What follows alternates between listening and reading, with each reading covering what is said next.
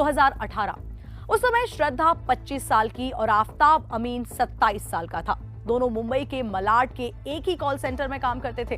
दोनों की दोस्ती हुई और फिर प्यार करने लगे। श्रद्धा के माता पिता दोनों साल 2016 से ही अलग रह रहे थे। मां के साथ श्रद्धा और उसका भाई रहता था, पिता अलग अपनी मां के साथ रहते थे। श्रद्धा से आफताब ने इमोशनल दोस्ती की और फिर दोनों ने एक साल में ही तय किया कि लिव इन में रहेंगे। साल 2019 से दोनों लिव इन में रहने लगे थे। इसके लिए मलाड में ही किराए का एक कमरा भी ले लिया था। इधर मां ने विरोध जताया।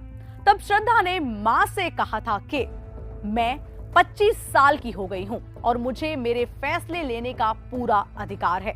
मुझे आफताब अमीन पूनावाला के साथ लिव इन रिलेशनशिप में रहना है। मैं आज से आपकी बेटी नहीं हूं, ये समझ लो। ये बात कहकर ही श्रद्धा अपने घर से सामान लेकर जाने लगी थी। माता पिता दोनों ने काफी उसे रोका, समझाया भी था, लेकिन वो नहीं मानी।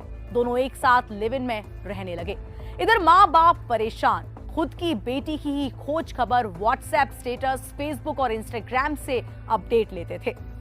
इस तरह एक साल का वक्त निकला। श्रद्धा की मां सुमन परेशान रहने लगी और आखिरकार 23 जनवरी 2020 को सुमन की मौत हो गई।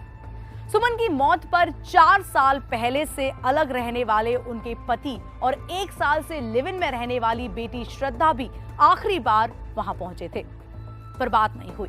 फिर सुमन की मौत के करीब 15 दिनों बाद बेटी से पिता की फोन पर बात हुई थी। तब उसने बताया था कि आफताब उसे परेशान करता था। इसका विरोध करने पर आफताब ने माफी भी मांग ली थी, जिसके बाद श्रद्धा फिर से उसी के साथ रहने लगी थी और राजी हो गई थी। पुलिस की पूछताछ में पता चला कि 8 मई 2022 को मुंबई से दोनों दिल्ली आए थे और पहली बार दोनों ने पहाड़गंज के एक होटल में रुके थे। सैजुद्दौला जाब के हॉस्टल में रुके उसके बाद, और फिर कुछ दिनों तक दोस्त के साथ भी रह रहे थे। गूगल से लोकेशन तलाशते हुए छतरपुर में किराए का फ्लैट लिया और यहां आने के 10 दिनों बाद ही आफताब ने श्रद्धा की गला घोंटकर हत्या कर दी। इसके बाद